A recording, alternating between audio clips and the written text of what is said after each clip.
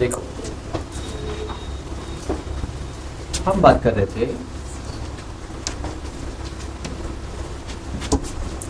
Work,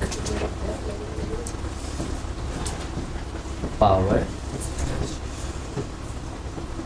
and energy की, हम इसकी बात कर रहे थे। और इसमें सबसे पहले हमने बात की वर्क की, और हमने ये बात किया कि किसी मास पे या किसी भी ऑब्जेक्ट पे अगर मैं फोर्स लगा रहा हूं और वो फोर्स लगाने से डिस्प्लेस हो रहा है, फोर्स लगाने से क्या हो रहा है, वो डिस्प्लेस हो रहा है, यानी ये जो यहां पे था अब यहां चला गया, डिस्प्लेस हो रहा है। तो जो पॉइंट ऑफ एप्लीकेशन है, point of application of force, मान लो ये point of application of P यहां पे है जो यहां चला गया, तो point of application of force का जो डिस्प्लेसमेंट होगा,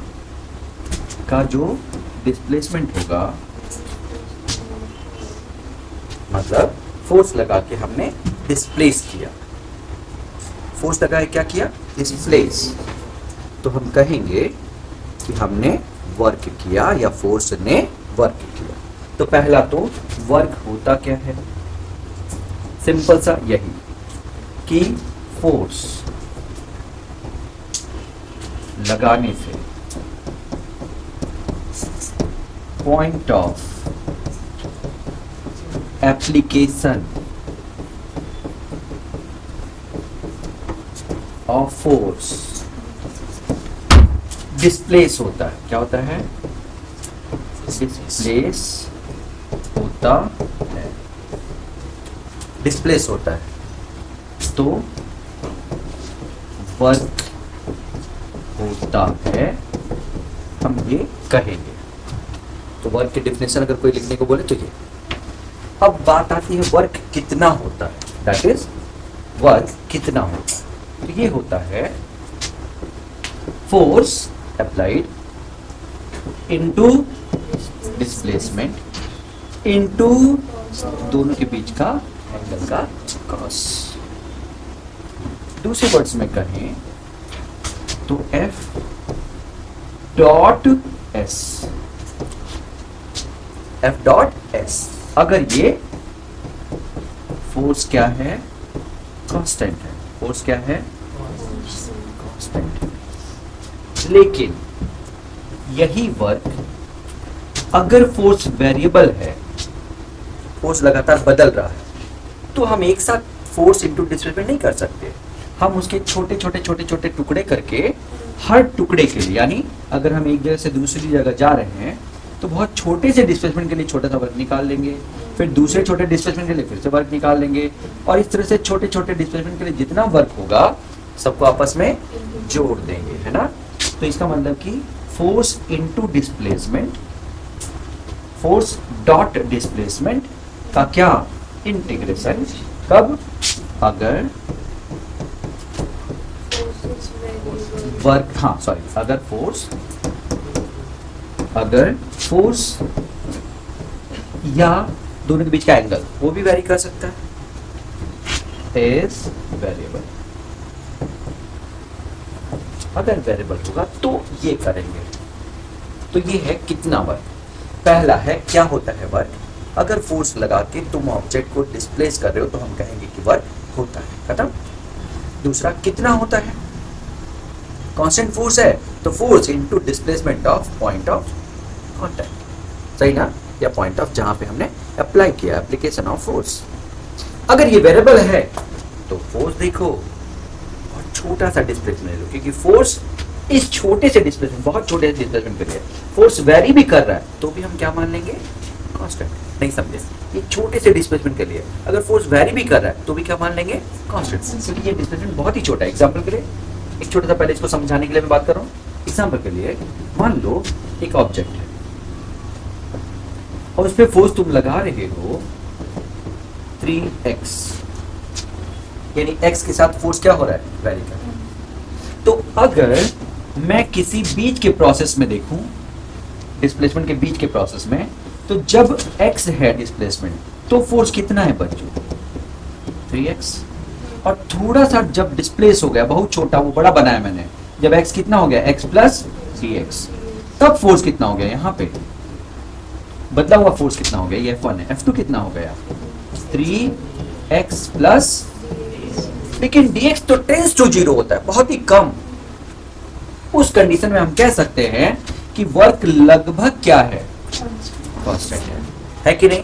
यानी बहुत छोटे से डिस्प्लेसमेंट के लिए, बहुत छोटे से डिस्प्लेसमेंट के लिए फोर्स को हम क्या रख सकते हैं, कांस्टेंट। और अगर मैं फोर्स को कांस्टेंट रख लूंगा तो फोर्स इनटू डिस्प्लेसमेंट किया जा सकता है वर्क निकालने के लिए। यानी इस छोटे से डिस्प्लेसमेंट के लिए देखना, अगर मैं छोटा सा वर्क निकालूं तो उस जगह का फोर्स क्या लिखोगे, F की वैल्यू कितनी लिखोगे बताओ, अरे भाई F की वैल्यू कितनी लिखोगे, नहीं 3x plus dx by 2 type का कुछ लिखोगे। अरे भाई x प्लस ये दोनों का एवरेज ले लोगे, बहुत होगा तो, अरे यही तो आएगा, इनटू छोटा सा डिस्प्लेसमेंट। तो ये नेग्लेक्ट नहीं कर सकते क्योंकि तो डिस्प्लेसमेंट है, अगर वो नेग्लेक्ट कर देंगे तो 0 हो जाएगा वेक्टर। लेकिन इसके कंपैरिजन में ये नेग्लेक्ट कर सकते हैं क्योंकि x के कंपैरिजन में dx बहुत ही छोटा है, तो इसको नेग्लेक्ट कर सकते हो। उस कंडीशन में हम कह सकते हैं कि वर्क निकालने के लिए जो फोर्स है पूरे प्रोसेस के लिए कितना ले सकते हो, 3x, क्योंकि ये डिस्प्लेसमेंट बहुत ही छोटा है और छोटा सा डिस्प्लेसमेंट dx हो जाएगा।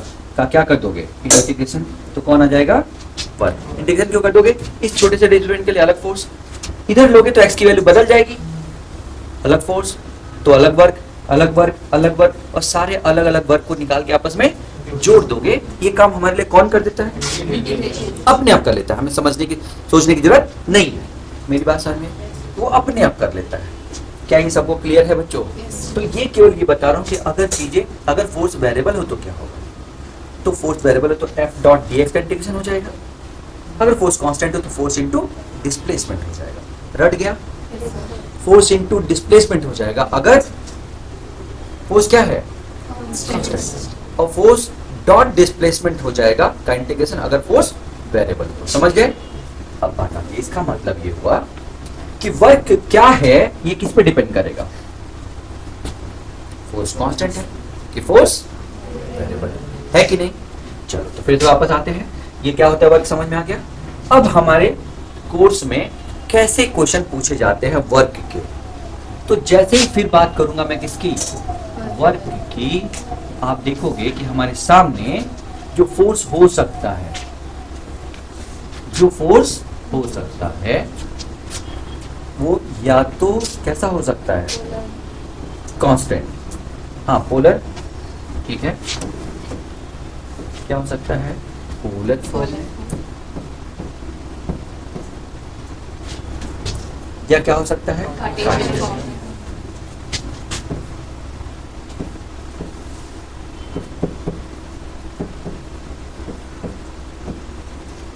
यानी फोर्स में भी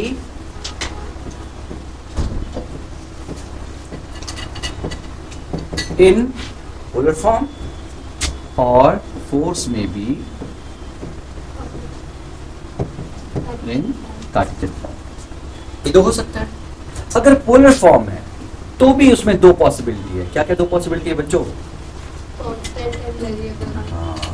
या तो फोर्स क्या हो, फोर्स और डिस्प्लेसमेंट, क्या हो सकता है, कांस्टेंट हो सकता है, यही ना, yes. और दूसरा फोर्स और डिस्प्लेसमेंट नहीं बच्चों, एंगल, डिस्प्लेसमेंट नहीं, क्या डिस्प्लेसमेंट तो वेरिएबल है, डिस्प्लेसमेंट नहीं एंगल, फोर्स या एंगल क्या हो सकता है, कांस्टेंट, कांस्टेंट या वेरिएबल हो सकता है।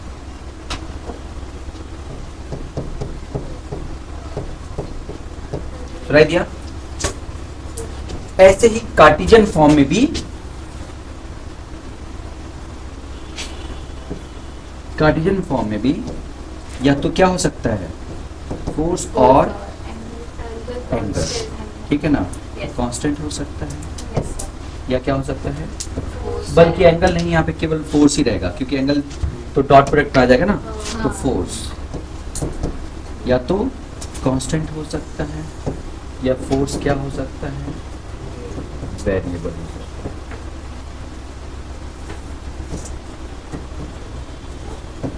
हो सकता है 4 पॉसिबिलिटी, हम एक एक करके सबको देखेंगे।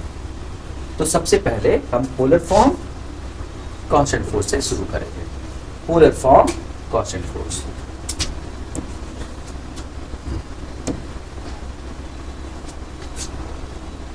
तो पहला है work done bye constant force और एंगल, या तो फोर्स या एंगल, ऑब्लिक कर लो बल्कि,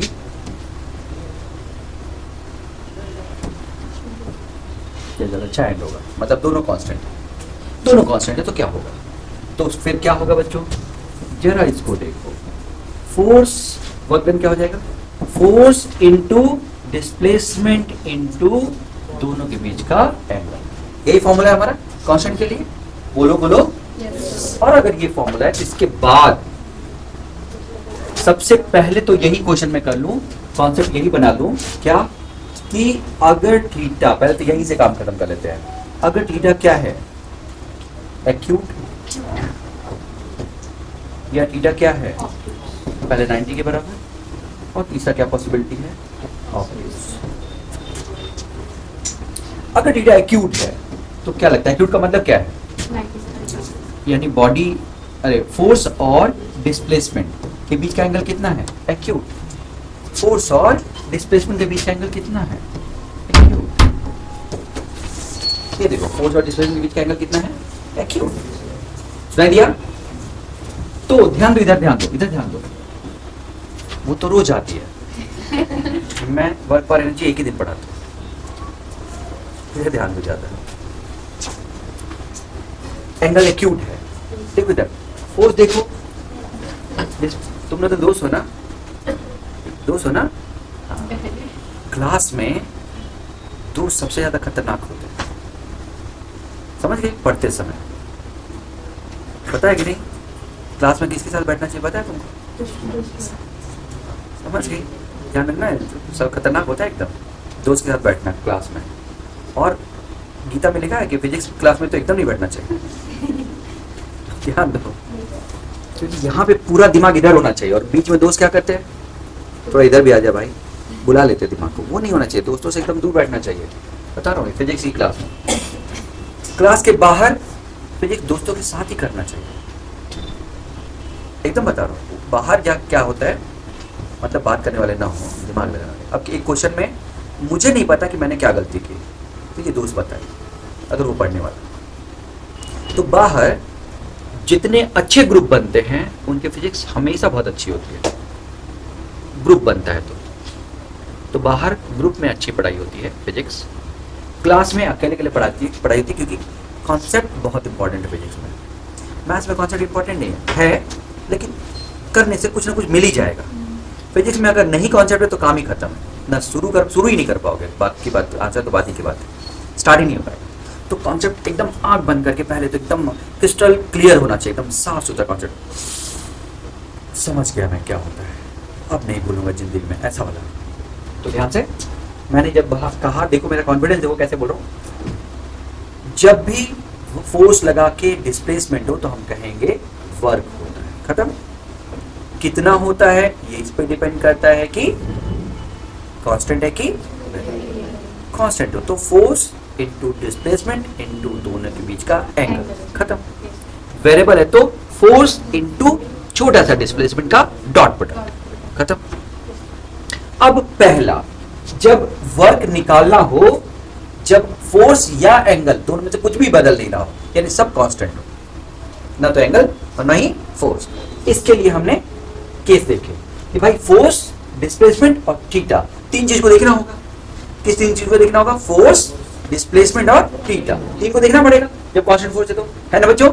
तो सबसे पहले मैं किसके बारे में बात कर रहा हूँ? थीटा के बारे में। फिर किसके बारे में बात करूंगा? फोर्स के बारे में, किसके बारे में बात करूंगा, डिस्प्लेसमेंट के बारे में। सुनाई दिया? तो सबसे पहले मैं एंगल के बारे में बात करूँ। एंगल क्या हो सकता है, एक्यूट 90 या ऑब्ट्यूज।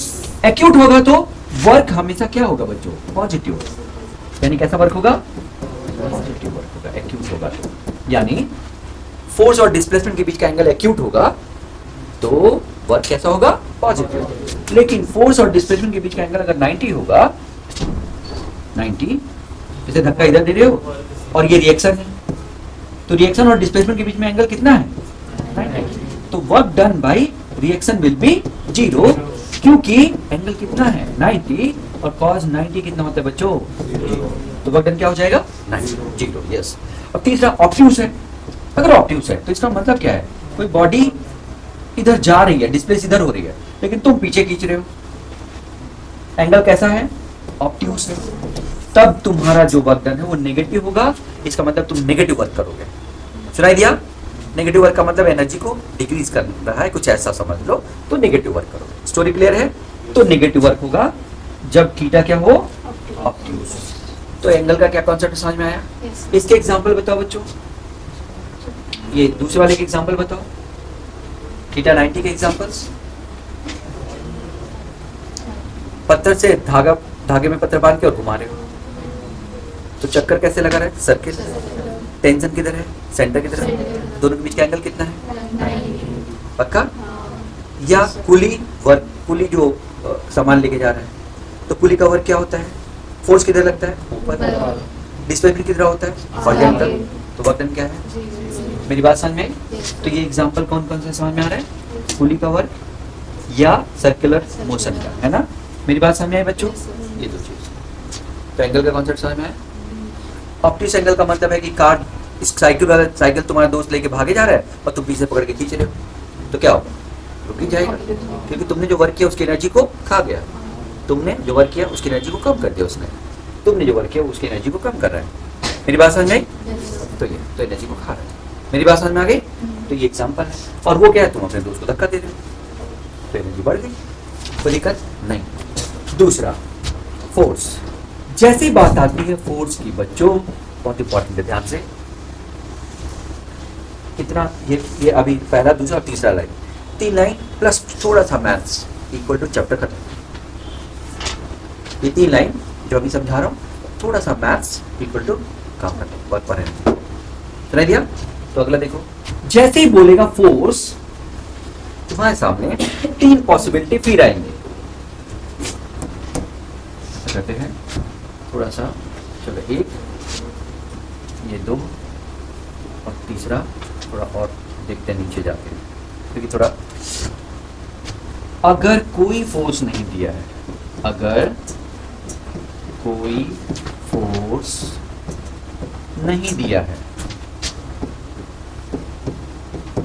एंड वर्क निकालने को बोले, वर्क निकालने को बोले लेकिन फोर्स कोई नहीं दिया, तो इसका मतलब है,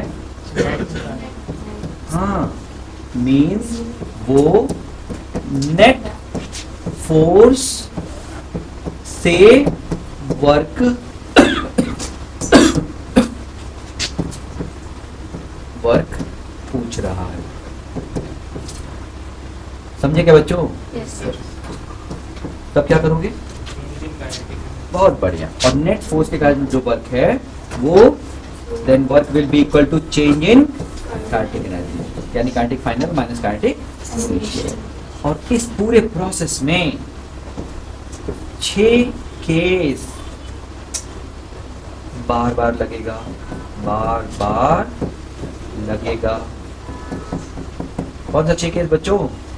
काइनेमेटिक्स का 6 केस बार बार लगेगा, काइनेमेटिक्स का 6 केस, ध्यान रखना। यानी यही क्वेश्चन सबसे ज्यादा पूछा जाएगा तुमसे, यही क्वेश्चन सबसे ज्यादा तुम्हें नहीं आएगा अगर तुम्हें 6 केस नहीं आएगा तो। समझ गए? ये पक्का समझ गए। तो नेट फोर्स बोलेगा काम करता है। चलो, यानी कुछ नहीं दिया तो या तो नेट फोर्स बोले या कोई फोर्स ना दे, कोई फोर्स ना दे तो भी नेट बोल देता तो अच्छा किया, कोई दिक्कत। अगला,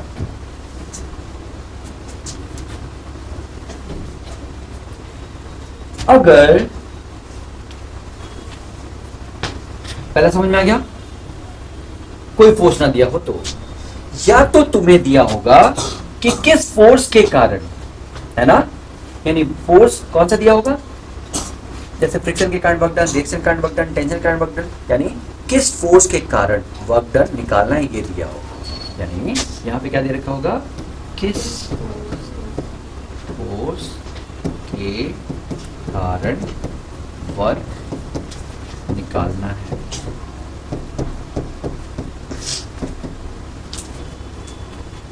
ये दिया हो,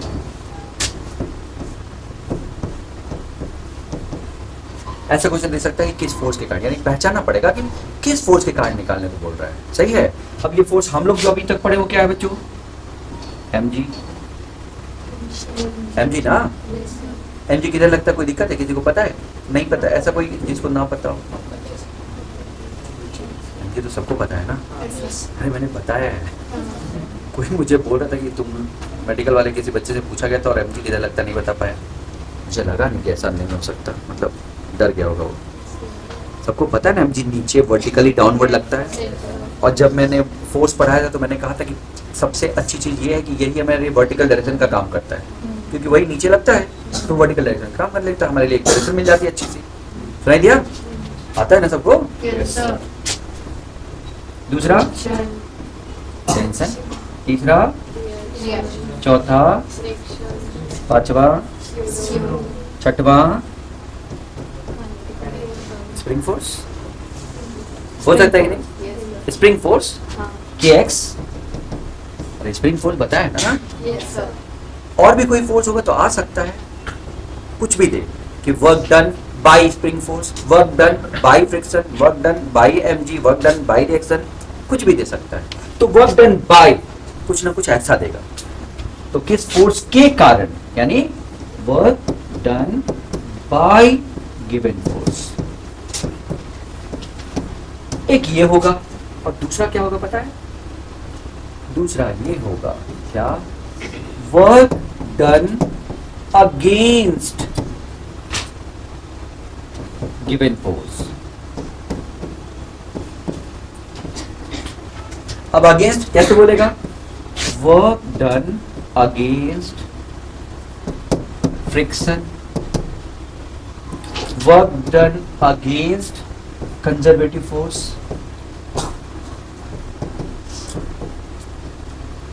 वर्क डन अगेंस्ट mg, कुछ भी ऐसा बोलेगा, against, work done against reaction, जो भी कुछ तो बोलेगा। मेरी बात समझ में आई? हाँ, कोई ना कोई तो पूरी स्टोरी कौन समझाएगा अभी तक क्या है, क्या पूरी स्टोरी है बच्चों। सबसे पहले जैसे ही बात होगी वर्क की, तो वर्क होता क्या है, अगर किसी ऑब्जेक्ट पे फोर्स लगा के उसको डिस्प्लेस किया तो वर्क किया, मैंने फोर्स लगाया लेकिन डिस्प्लेस नहीं हुआ तो वर्क नहीं हुआ, चाहे मैंने जितना भी फोर्स लगाया। सुनाई दिया? और बिना फोर्स लगाए डिस्प्लेस हो गया तो वर्क नहीं किया। तो किसी ऑब्जेक्ट पे फोर्स लगा के अगर मैं डिस्प्लेस करता हूं तो मैं क्या करता हूं, वर्क करता हूं। मेरी बात समझ में आई? ये पक्का एक हो गया। अब ये फोर्स या तो कांस्टेंट हो सकता है या वेरिएबल। कांस्टेंट होगा तो फॉर्मूला फोर्स देखो, डिस्प्लेसमेंट देखो, दोनों के बीच का एंगल देखो। जब वेरिएबल होगा तो फोर्स किसी जगह का, डिस्प्लेसमेंट बहुत ही छोटा उसी जगह का, और दोनों के बीच का एंगल का क्या, हाँ या डॉट प्रोडक्ट दोनों का, फोर्स डॉट डिस्प्लेसमेंट, या उसी को एक्सपैंड करोगे तो फोर्स देखो, छोटा सा डिस्प्लेसमेंट देखो, दोनों के बीच का एंगल देखो और क्या कर दो, हो गया दूसरा। अब बात आती है कि फोर्स देखो, तो फोर्स जब देख मतलब सॉरी इसके बाद आती है कि फोर्स कैसा हो सकता है, सारा वर्क कैसा हो सकता है।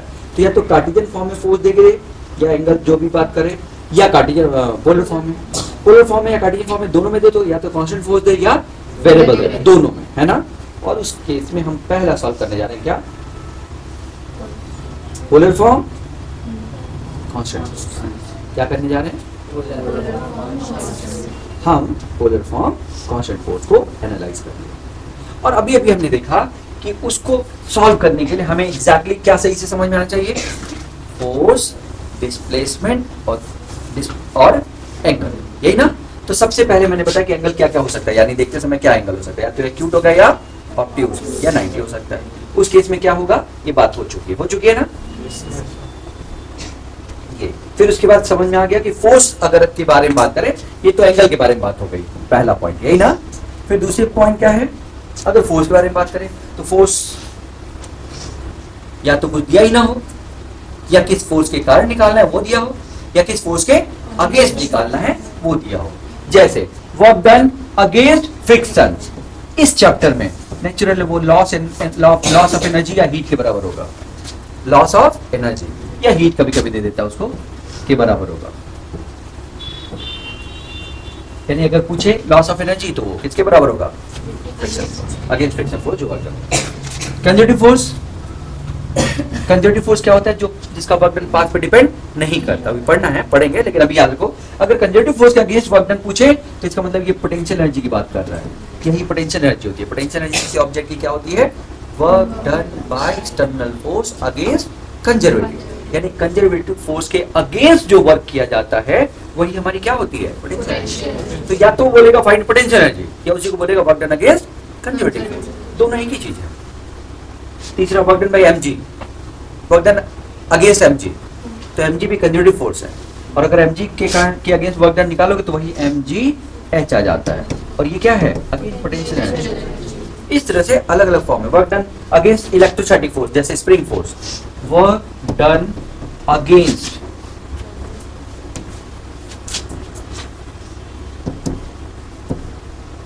स्प्रिंग फोर्स,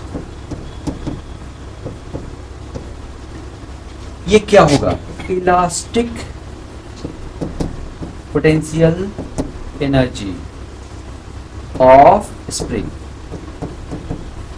मतलब अगर फोर्स तुम्हें दिया है किस फोर्स के कारण वर्क डन निकालना है तो एक काम हो गया, दूसरा दिया है किस फोर्स के अगेंस्ट वर्क निकालना है तो एक टाइप का हो गया, एक दो टाइप का ये हो गया, और तीसरा कोई फोर्स ना दे तीन टाइप का हो गया। वर्क की तो बात ये करते हैं, सुनाई दिया, लेकिन आगे जाके हम देखेंगे वर्क और एनर्जी चैप्टर है ना, तो अभी मैं वर्क की बात कर रहा हूं जो आगे जाके एनर्जी में जरूरत पड़ेगी। तो अगर ये कहता है तो तुम वर्क निकालो, लेकिन ये कहता है तो भी यही करना है, यानी ये अगर आता है तो एनर्जी के बारे में तुम्हें पता है। नहीं समझ में आया क्या बोल रहा हूँ, समझो उसको, समझो मैं क्या बोल रहा हूँ। बच्चों फिर से देखो, अगर वो बोलेगा पोटेंशियल एनर्जी, तो पोटेंशियल एनर्जी होता है work done by external force against conservative, तो या तो वो बोल दे पोटेंशियल एनर्जी फाइंड करो, या वो बोल दे कि work done by external force against conservative force निकालो, तो भी पोटेंशियल एनर्जी बोल रहा है, इसका मतलब सुनाई दिया, ये दोनों एक ही चीज है। तो कई जगह पे ये बोलेगा, कई जगह पे सीधा पोटेंशियल एनर्जी बोल देगा, कई जगह पे ये बोलेगा, कई जगह पे सीधा स्प्रिंग के अंदर एनर्जी कितनी स्टोर है वो बोलेगा। सुनाई दिया, पक्का समझ में आया?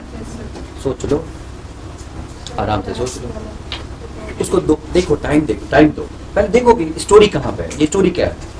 बच्चों बच्चों बच्चों, पहले वर्क अगर बोलेगा निकालने के लिए तो तुम्हें फोर्स देगा ना, तो फोर्स में तीन केस देगा, कौन सा सोच के बताओ। पहला, कोई फोर्स ना दे तो हम नेटवर्क निकाल देंगे। नेटवर्क क्या होता है, चेंज इन काइनेटिक एनर्जी निकाल देंगे, खत्म। इसका मतलब कुछ नहीं दे रहा है तो इसका मतलब कि वो चेंज इन काइनेटिक एनर्जी पूछ रहा है। अरे बोलो बच्चों। और अगर कोई फोर्स दे रहा है, या तो फोर्स दे रहा है कि भाई फ्रिक्शन काइंड वर्क डन निकालो, रिएक्शन काइंड वर्क डन निकालो, एमजी काइंड वर्क डन निकालो, ऐसा कुछ देगा, तब तो आसान है, तब जो बोल रहा है वो करो। कभी कभी वो बोलता है कि फ्रिक्शन के अगेंस्ट वर्क डन निकालो, तो फ्रिक्शन के अगेंस्ट वर्क डन जो तुम करोगे वो कहां जाएगा, लॉस होगा, तो तुम लॉस ऑफ एनर्जी निकालोगे तो फ्रिक्शन के अगेंस्ट वर्क डन अपने आप निकल जाएगा। तो तुम्हें फ्रिक्शन के अगेंस्ट वर्क डन निकालने के बजाय लॉस ऑफ एनर्जी निकाल देनी। मैं ये कह रहा हूं, अगर बोलेगा कि फ्रिक्शन के अगेंस्ट वर्क डन तो लॉस ऑफ एनर्जी निकाल दो, काम खत्म। सुनाई दिया? और नहीं दिया लॉस ऑफ एनर्जी तो फ्रिक्शन के अगेंस्ट वर्क डन निकालो, समझ गए ना। लेकिन फ्रिक्शन के अगेंस्ट वर्क डन निकालो, फ्रिक्शन के कारण नहीं, फ्रिक्शन के यानी अगर मैं किसी ऑब्जेक्ट को ऐसे उठा रहा हूं तो मैं किसके अगेंस्ट वर्क कर रहा हूं, एमजी के अगेंस्ट, तो इसका मतलब मेरा वर्क पूछ रहा है वो। अरे सुना, और एमजी का वर्क डन पूछे तो एमजी का वर्क पूछ रहा है। अरे मेरी बात समझ में आई? तो मैं वो किसके अगेंस्ट किसका वर्क पूछ रहा है। फिर से सुनो, अगर ये ऑब्जेक्ट नीचे जा रहा है तो क्या मैं फोर्स नहीं लगा रहा हूं, लगा रहा हूं ना, लेकिन वो पूछ दो सकता है, एमजी के कारण वर्क डन या एमजी के अगेंस्ट। अगर वो बोल रहा है एमजी के कारण वर्क डन तो एमजी के कारण वर्क डन निकालो, अगर वो बोल रहा है एमजी के अगेंस्ट वर्क डन तो मेरे फोर्स को निकालो। मेरा फोर्स जो है वो देखो, भले ही वो एमजी के बराबर हो, लेकिन देखना किसको है, मेरे फोर्स को। एंगल किसके बीच में लेना है, मेरे फोर्स और डिस्प्लेसमेंट के बीच में। mg और डिस्प्लेसमेंट के बीच में नहीं, क्योंकि मेरा फोर्स अगेंस्ट mg लग रहा है और फोर्स भी पूछा, वर्क भी पूछा कौन सा है, अगेंस्ट mg।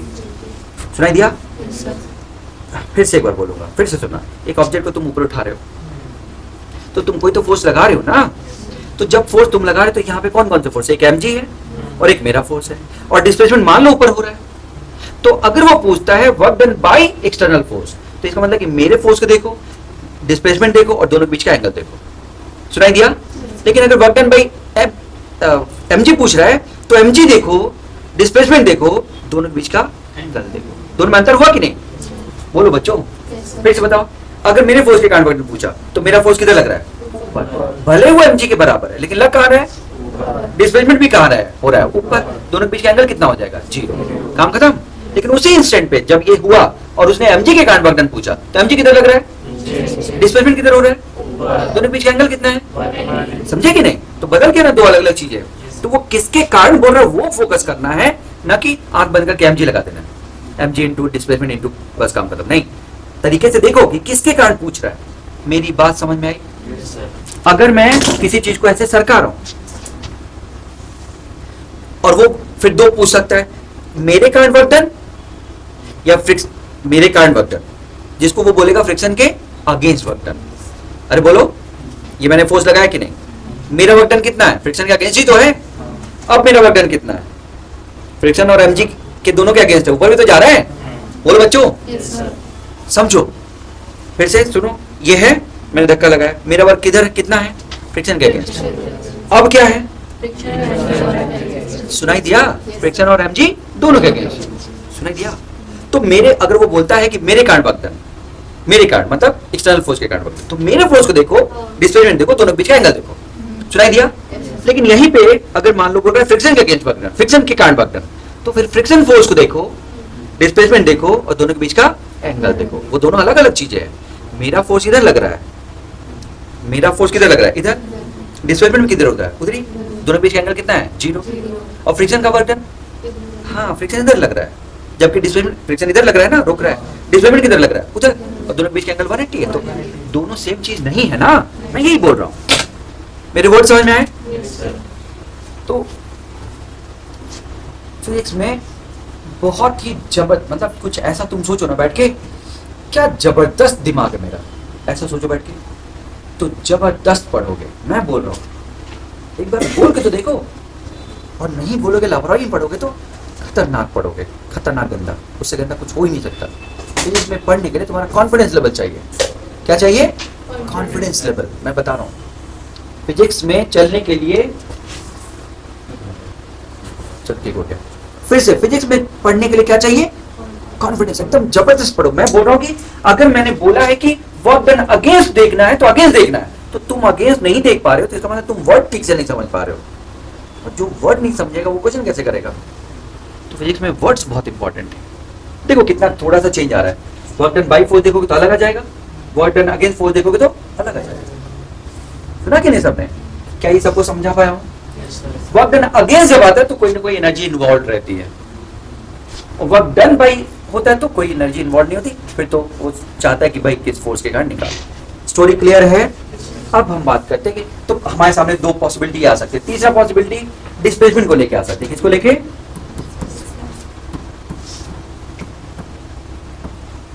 जब ये बात करते हैं तो थोड़ी प्रॉब्लम है, बहुत चांस है कि तुम्हारे में इस चीज की जरूरत ना पड़े, फिर भी हमारे स्कूल लेवल पे जो डेरिवेशंस है उसमें बहुत जगह इसका यूज होता है। क्या मतलब?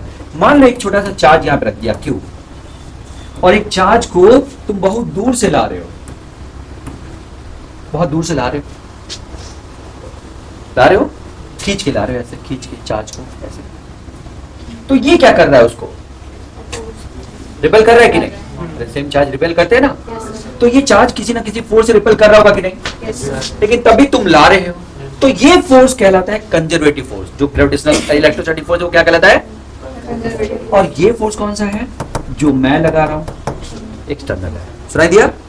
ये एक्सटर्नल लगा के लेके आ रहा हूं, भाई वो नहीं आना चाहता, ये कह रहा है नहीं आना, तू चल उधर रहे। मैं क्या कर रहा, नहीं चल बे, धीरे धीरे, है कि नहीं? तू ला रहा। ये कौन सा फोर्स है? External force. मेरे वर्ड समझ में आए? ये कौन सा फोर्स है? अब हम बात करें डिस्प्लेसमेंट की। फोर्स पहचाना तो आ गया, तो अगर मैं बोलूंगा कि एक्सटर्नल फोर्स के कारण वर्क डन देखो तो इसका मतलब इसका वर्क देखना है, और मैं बोलूंगा कंजर्वेटिव कारण वर्क डन देखो तो उसका देखना है। सुनाई दिया?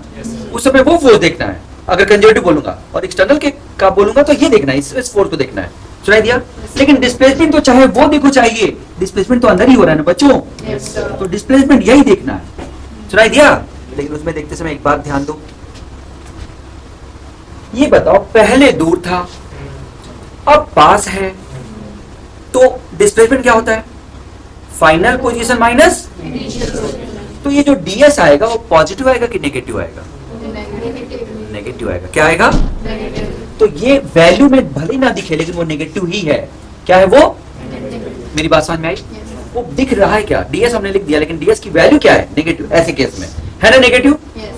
तो अगर मैं कहूंगा फोर्स देखो डिस्प्लेसमेंट देखो दोनों के बीच का एंगल देखो, तो ये जो डिस्प्लेसमेंट देखो वो क्या है? ये मैग्नीट्यूड है। फिर से सुनो, अगर मैं वर्क में बोल रहा हूं, वर्क में कि फोर्स देखो डिस्प्लेसमेंट देखो दोनों के बीच का एंगल देखो, तो ये फोर्स का मैग्नीट्यूड है कि वेक्टर है? बहुत बड़े। फिर से वापस, कोई दिक्कत नहीं। वर्क डन अगर देखना तो फोर्स डॉट डिस्प्लेसमेंट होता है का इंटीग्रेशन। अब इसकी वैल्यू रखो, force into displacement into cos theta. अब बताओ ये वेक्टर है लेकिन ये क्या है? स्केलर। वैल्यू पुट कर दी ना। फिर से नहीं समझ में आया? अरे ए डॉट बी करते तो ये वेक्टर है कि नहीं? लेकिन ए डॉट बी की वैल्यू होती है mod of A mod of B cos theta. अब ये क्या है? तो स्केलर तो वो magnitude of A magnitude of B है ना। क्या है वो? है कि नहीं? अब ये मैग्नीट्यूड कभी भी नेगेटिव हो सकता है क्या? नहीं, मैग्नीट्यूड तो हमेशा क्या रहेगा? मेरे वर्ड समझ में? आराम से आराम से आराम से। इसका मतलब ये जो ds है वो अभी क्या है? नेगेटिव है। लेकिन क्या नेगेटिव हो सकता है? इसका मतलब अगर मैं इसके वर्क की बात करूं, चाहे कंजर्वेटिव फोर्स या एक्सटर्नल, कोई भी बात करूं, मान लो एक्सटर्नल की बात करते हैं, तो work done by external force अगर लिखूंगा तो देखना डिस्प्लेसमेंट के बारे में क्या ख्याल कैसे रखा जाता है? फोर्स का मैग्नीट्यूड जो भी है लिखोगे कि नहीं? और डिस्प्लेसमेंट का मैग्नीट्यूड रखोगे तो ds रख दोगे तो नेगेटिव आ जाएगा, और डिस्प्लेसमेंट तो नेगेटिव होता ही नहीं है। अरे मैग्नीट्यूड ऑफ डिस्प्लेसमेंट नेगेटिव होता है क्या? डिस्प्लेसमेंट नेगेटिव होता है, सॉरी मैग्नीट्यूड नहीं होता। तो जबकि ये क्या है? नेगेटिव है, और मुझे मैग्नीट्यूड रखना है जो नेगेटिव, इसलिए इसको क्या करूंगा? अब पॉजिटिव बना लिया ना मैंने। अरे बोलो। तो डिस्प्लेसमेंट में बस एक ध्यान रखना, ये भी तब जब पास आए ऑब्जेक्ट। क्या आए? तो फोर्स देख लिया मैग्नीट्यूड में, डिस्प्लेसमेंट देख लिया ये मैग्नीट्यूड में, उस चक्कर में मत पड़ो माइनस में। माइनस एक्चुअली इसको प्लस बनाने के लिए था, क्योंकि एक्चुअल में ds क्या है? नेगेटिव, तो वो प्लस बनाने के लिए था। उसको सोचो, सोच लो, काम खत्म करो। ये अच्छा क्वेश्चन हो सकता है। मैं फिर बोल रहा हूँ ये बहुत सारी बुक्स में नहीं मिलेगा तुम्हें, एनसीईआरटी में मिलेगा। एनसीईआरटी में दिया है, एनसीईआरटी में डेरिवेशंस में ये दिया हुआ है, समझ गए? और ये डेरिवेशन फिजिक्स में तुम देख लो, इलेक्ट्रोस्टैटिक करो ना, ऐसे ग्रेविटेशन में भी एक डेरिवेशन है सेम, एनर्जी निकालने के लिए सेम डेरिवेशन है, उसमें भी नेगेटिव लेगा। तो फोर्स देखा मैग्नीट्यूड में, डिस्प्लेसमेंट देखा किसमें? मैग्नीट्यूड में, और दोनों के बीच का एंगल अगर देखोगे तो cos 0 हो जाएगा, अगर मेरे कांट देखोगे और उसके कांट देखोगे तो 180 हो जाएगा। अरे भाई उसके कांट देखोगे तो डिस्प्लेसमेंट इधर और मैग्नीट्यूड उधर, फोर्स उधर है, तो दोनों के बीच का एंगल कितना हो जाएगा? 180। और मेरे कांट देखोगे तो 0 हो जाएगा। यानी ये तो डिपेंड करेगा, मैं पहले बता चुका हूँ, एक्यूट एक्यू ऑब्ट्यूज हो जाएगा। अच्छा ये दिख रहा है मैग्नीट्यूड है वो, और डायरेक्ट मतलब डिस्प्लेसमेंट के बारे में बात अगर हो तो बस एक पॉइंट ध्यान रखना है कि अगर दूर से पास ला रहे हो तो डिस्प्लेसमेंट क्या लोगे? नेगेटिव लोगे, ऐसा ds माइनस ds लोगे, क्योंकि एक्चुअल में ds नेगेटिव है और उसको हमने क्या बनाया? पॉजिटिव, क्योंकि हमें चाहिए मैग्नीट्यूड। सुना क्या? देख लो, तो 3 पॉइंट, फिर से वापस 3 पॉइंट। वर्क निकालते समय एंगल देखना मुझे आता है, लेकिन एंगल देखने से पहले इंपॉर्टेंट क्या है? किस फोर्स के कारण या किस फोर्स के अगेंस्ट, तभी तो एंगल देख पाऊंगा। मुझे पता चला कि mg के अगेंस्ट, तो mg कांड निकाल दिया, तब तो निपट गए, एंगल ही गलत आ गया। सुनाई दिया? बोलो, अपने आप को समझाओ, अपने आप को समझाओ और कुछ नहीं, बस जितना पढ़ा दिया इतने को अपने आप को समझा लोगे। वर्क में कुछ बचा ही नहीं है पढ़ने के लिए, वर्क कंप्लीट। सही है, वर्क कंप्लीट है जितना बोला है, बाकी क्वेश्चन करके हम देखेंगे कि कंप्लीट है कि नहीं, वो अलग बात है, लेकिन वर्क इतना ही है। एक एक करके सब बढ़िया से सोच लो, तुम ना आपस में डिस्कस कर लो, सोच लो, मैं घूम आता हूँ, कोई दिक्कत नहीं है। बात कुल मिला आप बोले कि क्या बोलते हैं, फोर्स का मॉड्यूलस हमने लिए, फोर्स एक्सटर्नल का, तो वो पॉजिटिव गया। फोर्स एक्सटर्नल का मॉडुलस नहीं, किसी का भी तुम्हें मॉड ही लेना है। वो पॉजिटिव ठीक है, फोर्स का मॉड लेना है, डिस्प्लेसमेंट का मॉड लेना, मॉड नहीं लेना है, मैग्नीट्यूड लेना है। मॉड मतलब मॉड नहीं, मैग्नीट्यूड। हाँ। और मैग्नीट्यूड नेगेटिव नहीं होता, जबकि ये ds कौन है, नेगेटिव है। हमें जबकि क्या चाहिए, वो पॉजिटिव है। अच्छा, ये पूरा ds नेगेटिव है ना पास आने पे, हाँ हाँ ये ds जब पास ला रहे हो तो ये क्या है, ये R2 है। क्या है ये, R2। और ये कितना है, R1। R1 ज्यादा है, R2 कम है। तो फाइनल माइनस इनिशियल करते हो ना, तो R2 में से R1 करोगे तो वैल्यू जो आएगी वो दिख रहा है मैथ्स में, वो एक्चुअल में जब सॉल्व करोगे तो नेगेटिव आ जाएगी। और वो नेगेटिव को तुम क्या बनाए, पॉजिटिव, क्योंकि तुम्हें क्या चाहिए, मैग्नीट्यूड चाहिए, इसलिए पॉजिटिव बनाए। अगर मैथ्स करने जाओगे तो नेगेटिव आ जाएगा वो, लेकिन वो मैथ्स में है ना, दिख नहीं रहा, वो एक्सप्रेशन है ना, इसलिए दिख नहीं रहा है। तो एक्चुअल में ds कौन है, नेगेटिव, पास ला रहे हो तो। दूर ले जाओगे तो नहीं होगा, दूर ले जाओगे तो क्या हो जाएगा, पॉजिटिव। तब नहीं करने की जरूरत है, पास ला रहे हो तो सर, कर। बट नेगेटिव क्यों नहीं कर सकते? वो मतलब तुम्हें तो- एक्चुअली, तुम अभी पढ़े नहीं हो, जैसे मॉड ऑफ x है, हाँ, मॉड ऑफ x की वैल्यू जब x पॉजिटिव हो, क्या हो, x पॉजिटिव, तब कुछ नहीं करते, mod of x will be equal to x। लेकिन mod of x minus x हो जाता है जब x क्या हो, नेगेटिव। क्यों, क्योंकि x नेगेटिव है, x क्या है, लेकिन मुझे उसकी वैल्यू चाहिए, उसकी क्या चाहिए, तो क्या करो, माइनस से मल्टीप्लाई कर दो। जैसे एग्जांपल के लिए मॉड ऑफ x की value at x equal to -2, बताओ x equal to -2 mod of x की वैल्यू बताओ, -2 x की वैल्यू है। क्या करूं कि इसका मॉड आ जाए, ये कर रहा हूं। x की वैल्यू क्या है, नेगेटिव, लेकिन मुझे उसका क्या चाहिए, मॉड। मॉड चाहिए तो क्या करूं, माइनस से मल्टीप्लाई कर दो। अरे माइनस हटा दो, बात उसी वही है ना, माइनस से मल्टीप्लाई कर दो। लेकिन अगर मॉड ऑफ x की वैल्यू x इक्वल टू 2 पे चाहिए, एट x इक्वल टू 2, तब कुछ करने की जरूरत है क्या, तब तो mod of x equal to कितना, सीधा 2 है कि नहीं। यानी कोई चीज अगर नेगेटिव है तो मॉड ऑफ x कैसे रखोगे, -x। सुनाई दिया, अगर फिर इसका मतलब मॉड ऑफ x की वैल्यू कितनी हो जाएगी, -x for x less than 0, और मॉड ऑफ x की वैल्यू +x हो जाएगी फॉर x ग्रेटर देन 0। क्योंकि मॉड ऑफ x अगर x नेगेटिव ले रहे हो तो उसको पॉजिटिव बनाने के लिए एक माइनस से मल्टीप्लाई करेंगे। ऐसा फंक्शन होता है ना, थोड़ा सा अपने में नहीं है प्रैक्टिकल वाले, लेकिन फिर भी कॉन्सेप्ट समझ में है, इसलिए ये फंक्शन पढ़ाया जाता है इंजीनियरिंग वालों को। अब वहां पे देखो, मॉड ऑफ, हमें क्या चाहिए, मैग्नीट्यूड ऑफ ds, वो क्या है, नेगेटिव है, तो हमें क्या करना पड़ेगा, एक पॉजिटिव बनाने के लिए माइनस से मल्टीप्लाई करना पड़ेगा, तो माइनस ds रखना है, याद रहेगा। लेकिन पूरा यही नहीं है, इसका magnitude चाहिए। ds का मैग्नीट्यूड चाहिए, हाँ। तो ये अपने आप ds का जो मैग्नीट्यूड आ गया वो क्या आ गया, प्लस आ गया। पहले क्या था, माइनस, क्योंकि छोटा हो रहा था डिस्प्लेसमेंट, पास आ रहा था ना। सुनाई दिया,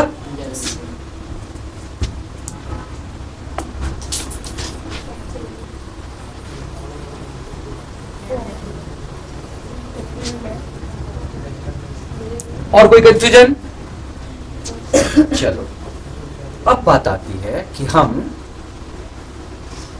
अप्लाई कैसे करें अपने क्वेश्चंस में, है ना। चलिए तो एग्जांपल से शुरू करें, छोटे छोटे एग्जांपल्स। पहला एग्जांपल बच्चों वाला, मैंने ये फोर्स लगा दिया F, और ये जो पॉइंट ऑफ एप्लीकेशन है वो डिस्प्लेस हो गया S।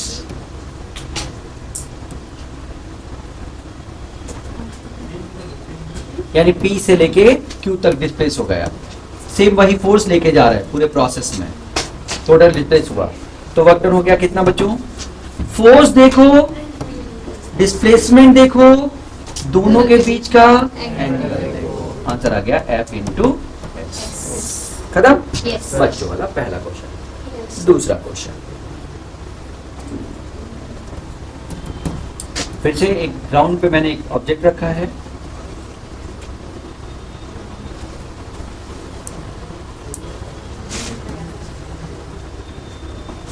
अरे यार बहुत मेहनत कराते हैं भाई, चलो ग्राउंड ही नहीं बनाऊंगा।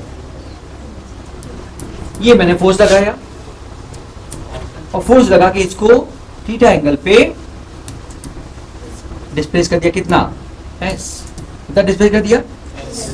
अब बताओ बटन, फोर्स देखो, डिस्प्लेसमेंट देखो, दोनों के बीच का एंगल देखो। काम खत्म। Yes, sir. एक पार्टिकल v वेलोसिटी से इधर भागा जा रहा है, v वेलोसिटी से, और मैंने फोर्स ऐसा लगा दिया है। कौन बताएगा बात, फोर्स देखो, डिस्प्लेसमेंट देखो, टी टाइम में यही होगा ना, दोनों के बीच का एंगल देखो। रह दिया? बहुत बढ़िया। मैंने फोर्स लगाया कितना? F1। पीछे से फ्रिक्शन कह रहा है नहीं जाने दूंगा, म्यू आर। और ये v वेलोसिटी से चल रहा है, कितनी वेलोसिटी से? तो work done in time t, work done in time t। चलो ध्यान से, by F1, by F1। F1 क्या है देखना है। चलो बताओ वर्क डन क्या है? फोर्स देखो, कांस्टेंट वेलोसिटी चल रहा है ना, फोर्स F1। डिस्प्लेसमेंट देखो, vt। अरे v वेलोसिटी जा रहा है कांस्टेंट वेलोसिटी t टाइम तक, दोनों के बीच का एंगल देखो। सुनाई दिया क्या बच्चों? लेकिन ये फोर्स की वैल्यू कितनी है? फोर्स की वैल्यू म्यू आर है। वैल्यू फोर्स की वैल्यू कितनी है? सुना क्या? भले डायरेक्शन उधर ही है जिधर डिस्प्लेसमेंट है, लेकिन फोर्स की वैल्यू कितनी है? क्यों? म्यू आर के बराबर है, क्योंकि कांस्टेंट वेलोसिटी से जा रहा है। अगर कांस्टेंट वेलोसिटी जा रहा है तो इसका मतलब फोर्स म्यू आर के बराबर होगा। इसका मतलब कि म्यू आर लिख दूं यहाँ पे into VT into cos zero, ये आंसर हो जाएगा। फोर्स की वैल्यू रखनी पड़ेगी ना।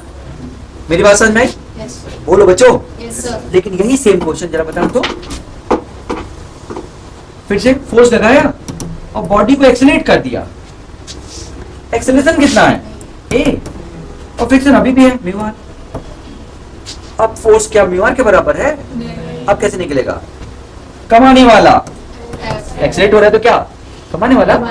अरे घर एक्सेलरेट हो रहा है तो कमाने वाला ज्यादा है ना, खाने वाला इक्वल टू, तो एफ की वैल्यू कौन बताएगा? और आर एम जी होगा, पता है ना सबको? आर कितना होगा?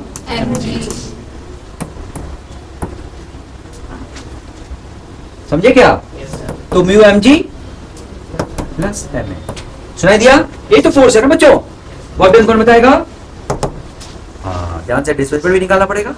तो हमें चाहिए क्या? Find work done in time T. बोलो बच्चों। तो एक्सीलरेट हो रहा है ना, इनिशियल वेलोसिटी 0 मान ले, नहीं दिया तो डिस्प्लेसमेंट कौन बताएगा टी टाइम में? सर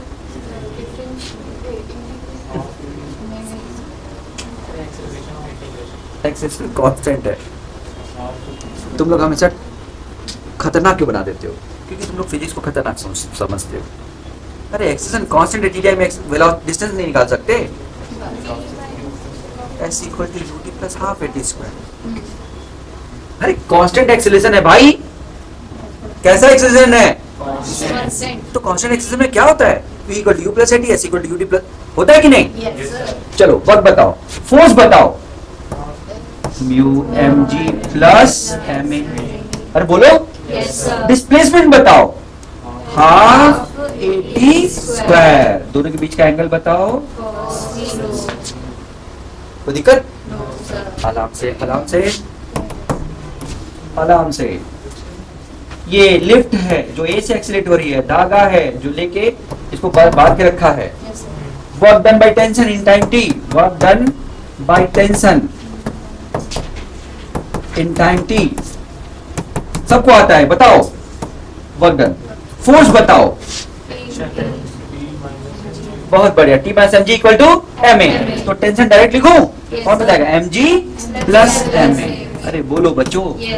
फोर्स बताओ, डिस्प्लेसमेंट बताओ। Half A T square. सुनाई दिया क्या? अरे बोलो। दोनों बीच का एंगल बताओ। कोई दिक्कत? अरे जो बोले वही करोगे ना। वो टेंशन के वर्ड बोल रहा तो टी इंटू डिस्प्लेसमेंट कर दोगे क्या? टी की वैल्यू नहीं रखोगे क्या? आंसर देख लेना, अगर टी के टर्म में दिया तो टी के टर्म में लिख लेना, नहीं दिया कोई और तो निकाल के रख देना उसकी वैल्यू। भाई टेंशन की वैल्यू यहाँ पे टेंशन समझा पाया क्या बच्चों? तो अगर आंसर टी के टर्म में दिया तो वो वाला लिख लेना, अरे टी इंटू इतना। अगर आंसर टी की जगह पे ऐसा कुछ दिया तो उसके टर्म में लिख लेना, वो तो आंसर बताएगा ना कि किसके टर्म में चाहिए। सुनाई दिया? क्या कांस्टेंट फोर्स के कारण वर्क डन समझ में आ गया क्या बच्चों? और कराना है? चलो और करा देते हैं, कोई दिक्कत नहीं। ये लिफ्ट है, ये वेज है, उसके अंदर उसके ऊपर एक मास चुपचाप आराम कर रहा है फ्रिक्शन के कारण। किसके कारण? फ्रिक्शन के अब ये लिफ्ट बी वेलोसिटी चल रही है। कितनी वेलोसिटी चल रही है? B velocity work done by friction in time T. तो सारा खेल किसका है? फ्रिक्शन निकालेगा ना। अच्छा, क्या ये एक्सीलरेट हो रही है? तो इसका मतलब फ्रिक्शन क्या है? बैलेंस है। तो ये सब टेंडेंसी क्या है? नीचे जाने की। कितने फोर्स है? जोर से बोलो और जोर से बोलो। तो इतना इंतजार किस बात का है? जल्दी से बोलो। mg और यही तो फ्रिक्शन फोर्स के बराबर है। क्या ये सरक रहा है क्या? नहीं सरक रहा है तो म्यू आर लिख सकता हूँ क्या मैं?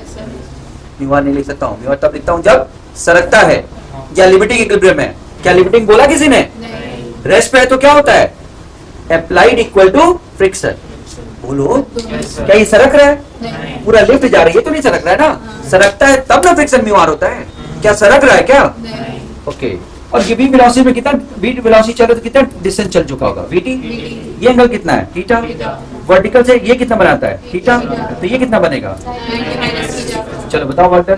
फोर्स पहचानो। एफ नहीं, mg sin थीटा के बराबर है ना। और अगर सरक जाता तो mg हो जाता। वो तो सरक mg cos थीटा मतलब म्यू आर हो जाता, लेकिन सरक नहीं रहा है ना। तो फोर्स पहचानो, पहचान लिया। डिस्प्लेसमेंट पहचानो, vt। दोनों के बीच का एंगल पहचानो। अरे कोई दिक्कत है क्या? ऐसे कॉन्फिडेंस से जबरदस्ती चिल्लाओ ना वहां पे घर पे बैठ के। कमरा बंद कर लो और जैसे मैं चिल्ला रहा हूँ वैसे चिल्लाओ भाई। फील इंपॉर्टेंट है फिजिक्स में। फील इंपॉर्टेंट है। तुम्हें लगना चाहिए कि हाँ मुझे आता है, नहीं तो कभी कॉन्फिडेंस नहीं आएगा। मैं क्या कर लूंगा? कुछ नहीं कर सकता हूँ। पढ़ा तो मैं अच्छा हूँ ही, लेकिन हो क्या रहा है उससे? उससे क्या हो रहा है? तुम जो पढ़ाता हूँ वो इंपॉर्टेंट नहीं है। फिर बोल रहा हूँ, जो मैं बोलता हूँ करने के लिए वो इंपॉर्टेंट है। मेरी बात मानो, समझ गए? क्योंकि मैंने कहा बहुत एक्सपेरिमेंट मैंने लाइफ में किए हैं। मैंने देखा है कि कब परफॉर्मेंस अच्छी होती है, कब खराब होती है। तो बोलना जरूरी है।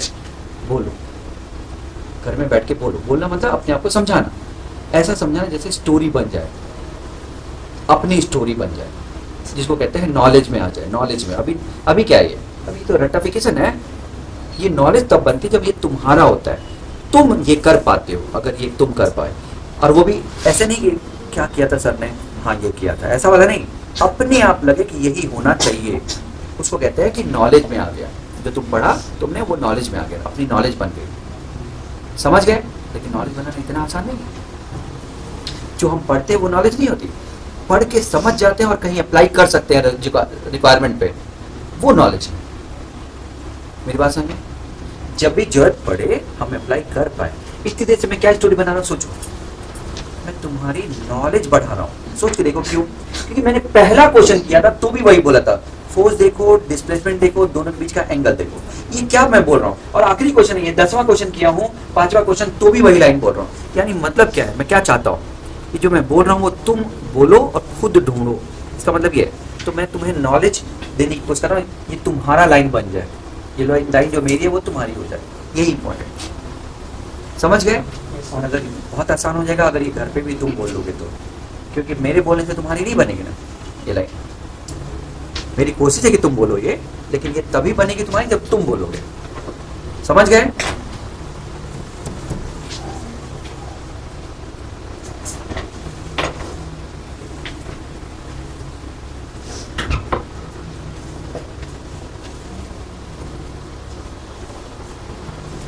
ये ट्रेन पकड़ने वाली क्या होता है? प्लेटफॉर्म में जाने वाली सीढ़ी है।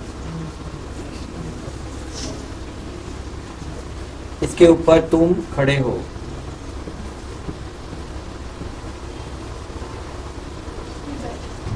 और ये एंगल थीटा है, सही है? और तुम इसको यहां तक मतलब जाते हो, सही? अब बताओ, डिस्प्लेसमेंट ऐसे है ना?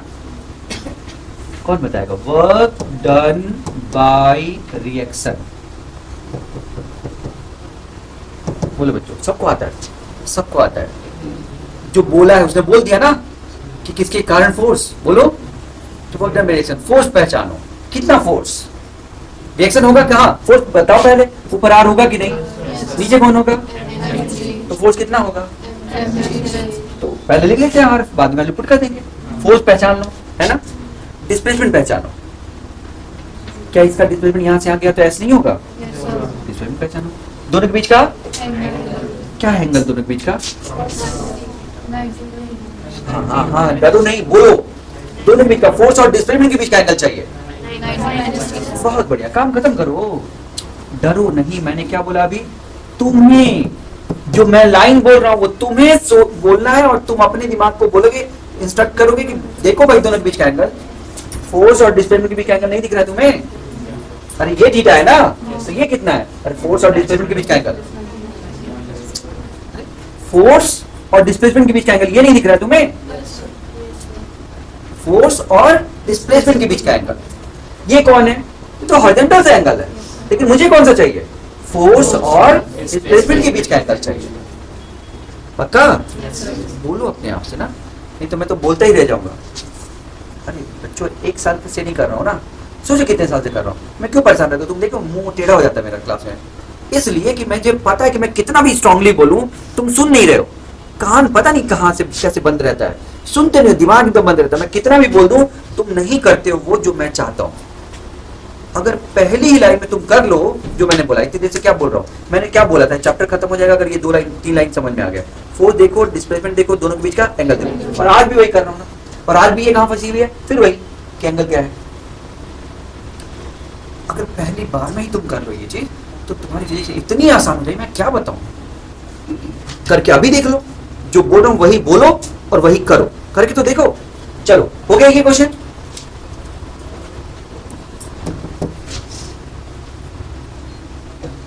Point of contact, point of का क्या होता है? मूवमेंट होता है, डिस्प्लेसमेंट पॉइंट ऑफ कांटेक्ट का।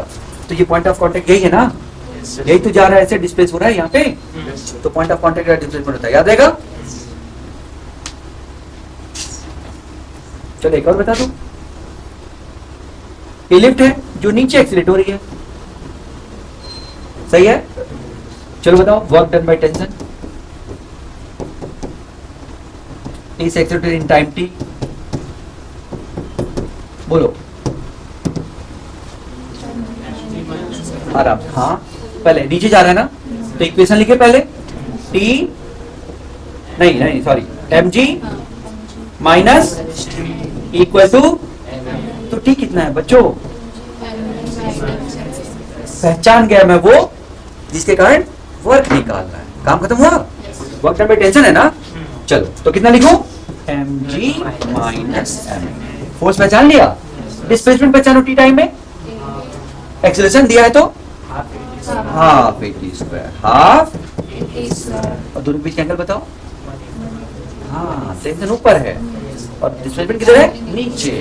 अरे बस बोलो तो अपने आप। मैंने कहा ना, मैं कितना भी स्ट्रांगली बोलता हूँ, बच्चे अपना दिमाग नहीं लगाते। जो मैं लिखता हूँ वही केवल याद रखते कि हाँ ये किया सर ने। अपना दिमाग लगाओ ना, ये इंपॉर्टेंट है, वही पढ़ाई है। क्या तुम समझ पा रहे हो कि पढ़ाई किसको कहते हैं? मैंने जो पढ़ाया जब तुम्हें समझ में आ गया इस तरह से कि तुम उसको लगा सको कहीं, उसको पढ़ाई कहते हैं ना, उसको नॉलेज कहते हैं। कि मेरी नॉलेज हो गई, मेरी नॉलेज बहुत तगड़ी है। तो नॉलेज बहुत तगड़ी है मतलब क्या? रट बहुत रखता हूँ, रट लेता हूँ सारा? नहीं, इसका मतलब मैं अपना दिमाग अप्लाई कर पाता हूँ उस टॉपिक में, उसको नॉलेज कहते हैं ना। तो नॉलेज ही हमें पार कराएगी, रट के थोड़ी पार होगी। तो मैं तब से एक लाइन पे बात कर रहा हूँ, तुम उस एक लाइन को खत्म करो जितनी जल्दी हो जाए, अपने आप देखना शुरू करो। एक लाइन, फोर्स देखो, डिस्प्लेसमेंट देखो, दोनों के बीच का एंगल, बस यही है ना। अरे कांस्टेंट है तो कांस्टेंट देखो, वेरिएबल है तो वेरिएबल देखो, उसमें कोई दिक्कत नहीं है। वो बात की बात है, पूरे चैप्टर में यही लगेगा बार बार। हो गया भाई?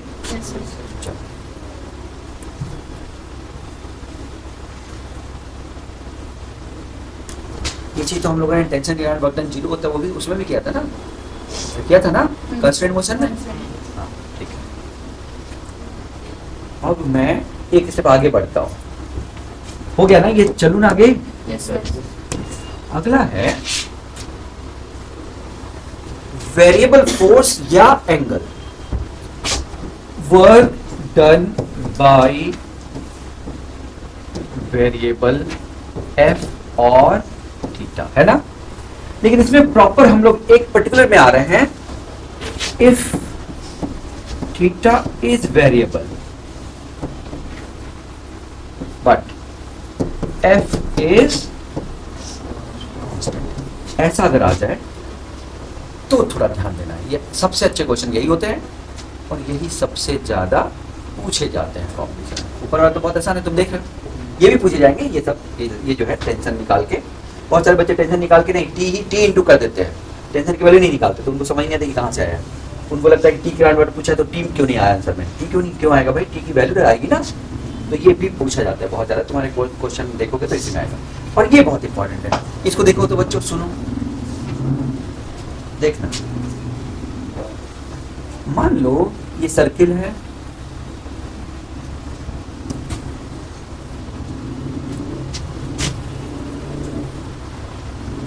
थोड़ा मैथ्स पे भी ध्यान देना है थोड़ा सा, है ना। 3 क्वेश्चन एक साथ, यहाँ पे एक मास रखा हुआ है और उस मास पे मैं हॉरिजॉन्टल फोर्स लगा रहा हूँ, चाहे मास कहीं जाए।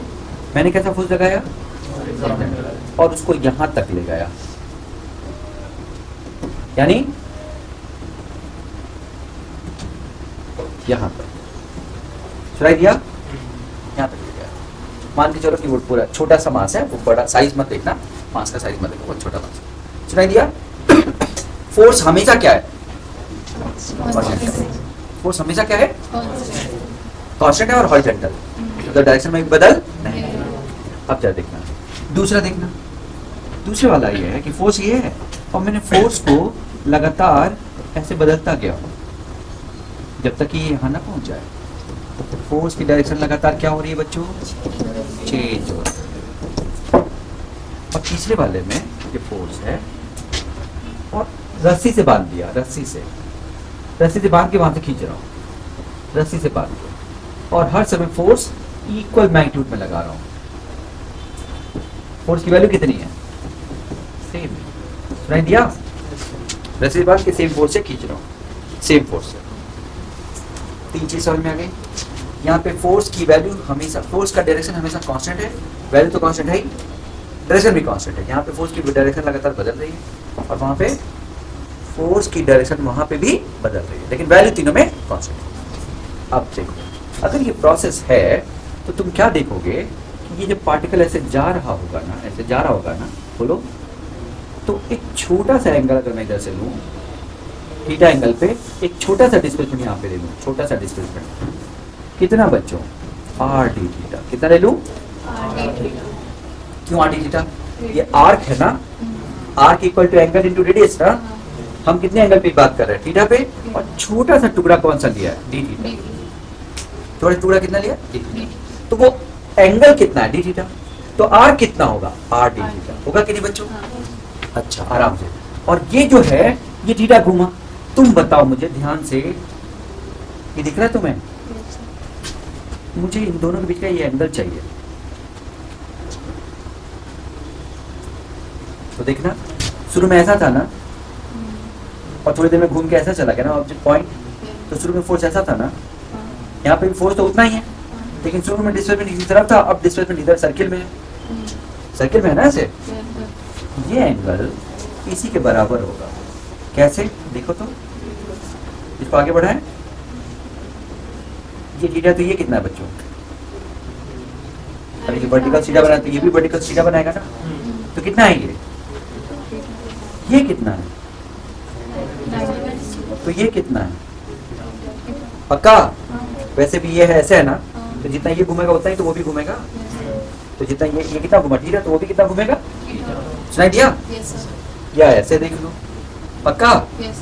अब मैथ्स आ गया थोड़ा खतरनाक नहीं, इतना तो आना ही चाहिए।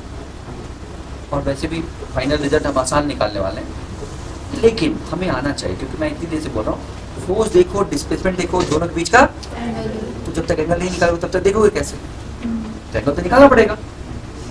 बोलो बच्चों, फोर्स देखो, डिस्प्लेसमेंट देखो, दोनों के बीच का एंगल, सुनाई दिया। अब बताओ, तो फोर्स बताओ कितना है, वर्क डन निकालना है ना, फोर्स बताओ, डिस्प्लेसमेंट बताओ, डिस्प्लेसमेंट बताओ, थोड़ा वेरिएबल है ना, तो छोटा सा डिस्प्लेसमेंट कितना होगा? बोलो बच्चों। और दोनों के बीच का एंगल बताओ, दोनों के बीच का एंगल बताओ, फोर्स और डिस्प्लेसमेंट के बीच का एंगल बताओ। थीटा ना, तो कॉस थीटा होगा कि नहीं? का क्या? सुनना आराम से, मैं फिर से बोल रहा हूं, हम कर क्या रहे हैं? एक चीज होता है, उससे रिजल्ट क्या आता है, दो चीज होता है। मैं इसका एक रिजल्ट बता दूंगा जो आसानी से तुम्हें आंसर दे देगा, लेकिन मेथड पता होना चाहिए। तो देखना, फोर्स कांस्टेंट है कि नहीं बच्चों? फोर्स कांस्टेंट है। जो बचा वो कौन है, ये देखना। तो ये अगर मैं ds ही मान लूं, ds का cos थीटा, ds का क्या है ये? उसको पहचानने की जरूरत है ना, इस चीज को पहचानने की जरूरत है। ds क्या ये सर्किल दिख रहा है यहाँ पे ऐसे? क्या पार्टिकल पहले यहाँ पे था और थोड़ी देर में यहाँ पे आया, थोड़ा बड़ा बना रहा हूँ, इसलिए बड़ा बना रहा हूँ कि दिखे। यही कौन है? ds। और ये कौन है? थीटा। कौन बताएगा ds का cos थीटा क्या है? क्या ये नहीं है ds का cos थीटा, ये वाला? बोलो बच्चों, ds का है कि नहीं? ये ds का cos थीटा, बोलो ds का। तो ds का cos थीटा तुम्हें नहीं लग रहा है कि displacement in the direction of force है? फोर्स हॉरिजॉन्टल है कि नहीं? अब फोर्स कैसा है? हॉरिजॉन्टल।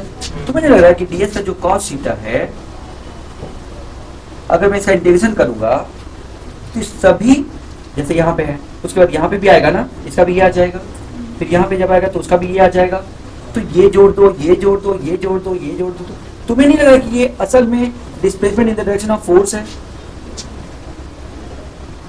बोलो, ये क्या है? ds।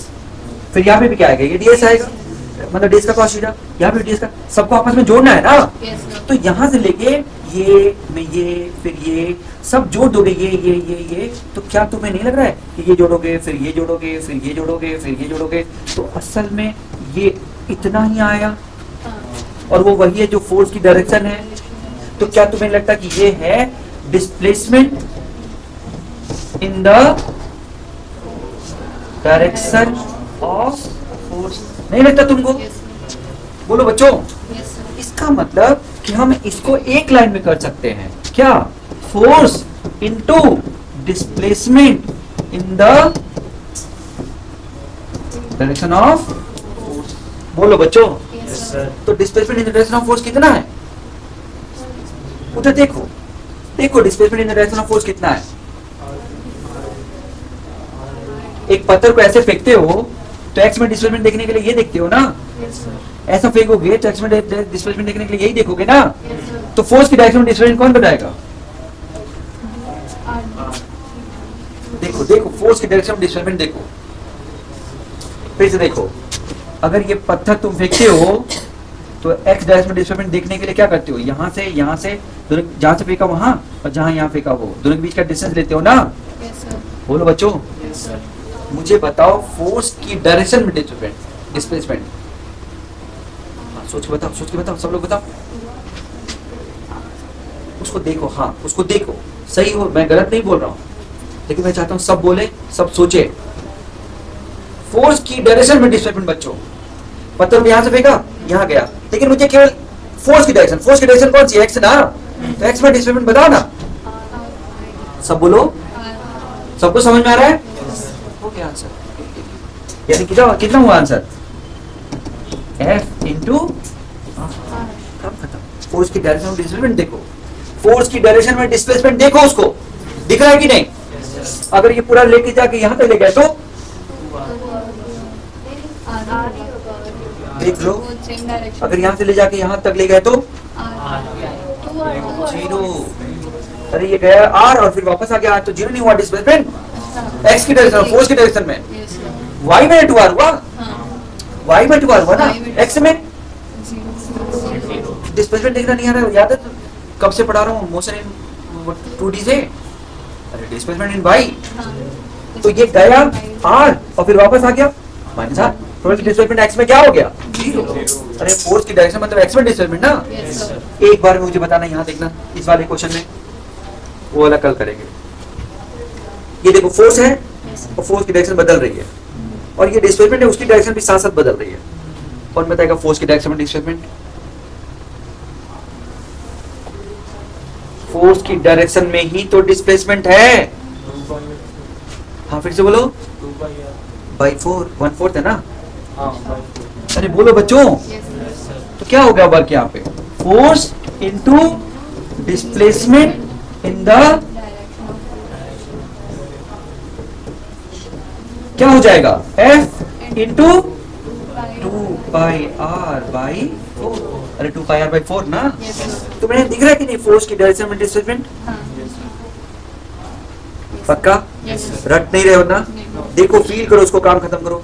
जो फोर्स की डायरेक्शन है वही तो डिस्प्लेसमेंट मूवमेंट की डायरेक्शन है। तो जो मूवमेंट है वो तो फोर्स की डायरेक्शन में ही हो रहा है। तो फोर्स की डायरेक्शन में डिस्प्लेसमेंट समझ में आ रहा है कि नहीं? क्लियर है सबको? वो वाला कल बताएंगे। अगर मैं ये ना बताऊं और सीधा रटा दूं तो भी चलेगा। क्लियर है? मैं सीधा रटा देता यही वाला लाइन, ये फोर्स देखो और displacement in the direction of force देखो तो भी चलता। बोलो। लेकिन इसके आने के चांसेस 5% ज्यादा नहीं। जो आने के चांसेस है वो ऊपर, सुनाई दिया? ऊपर वाले आएंगे, ये नहीं आएंगे। कम चांस है। वेरिएबल है ना? वेरिएबल मतलब इंडिकेशन ना। हम ना फॉर्मूला बना रहे हैं। एक जनरल बच्चा कैसे काम करेगा इसको, इस पे इसको लेके इंडिकेशन से, और वो तुम्हारे में उतना नहीं पूछा जाता। इसका मतलब इसके आने के चांसेस कम। वो एज ए टीचर मुझे पता है कि क्या करना है आसानी के लिए, लेकिन एज ए स्टूडेंट तुमको भी नहीं पता। सही है? तो वही क्वेश्चन पूछता है जो अपने आप बच्चे कर पाए, ऐसा पूछता है कि जो समझदार बच्चा वो अपने आप कर पाए ऐसा। तो बहुत हम लोगों में पढ़ाने से उतना फर्क नहीं पड़ता, उतना नहीं आना आएगा वही जो तुम्हारा दिमाग कहे कि ये आ सकता है, और जिसमें मैथ्स कम। याद रहेगा? चलो, तो वो भी एक फॉर्मूला है, कराएंगे। लेकिन अभी के लिए फिलहाल चलो, तुमने लिखा नहीं ना आज? मैं अभी भेज रहा हूँ, तुम लिख लेना। आज लिखा नहीं ना? लिखने के लिए मुझे छोटा चाहिए था, यहाँ पे रहता तो इसलिए दिखा था, इसलिए इसमें नहीं दिखाता तुम लोगों को। गड़बड़ हो गया ना? ध्यान ही नहीं आया मुझे, एक बार भी ध्यान नहीं आया कि मुझे लिखने के लिए टाइम देना है। तो बाकी क्लास ऐसे ही चलती, उनको भेज देता हूँ। जबकि आज ही मैंने बोला था कि एक पेरेंट आए थे कि मैं भेजूंगा नहीं, लिखना अभी बैठ के तुम लोग थोड़ा थोड़ा, है ना? तुम्हारा कौन सा स्कूल है? हाँ, तुम लोग घर पे नहीं लिखते ना, मोबाइल नहीं यूज करते ना? तुम लोग को कसम दिलवाई थी एक दिन? नहीं, तुम लोग दिलवाई भूल गए होंगे वो। कम से कम यूज करना है या नहीं करना यूज, है ना? कोई जरूरत नहीं है, मोबाइल का यूज नहीं करना है ना बच्चों?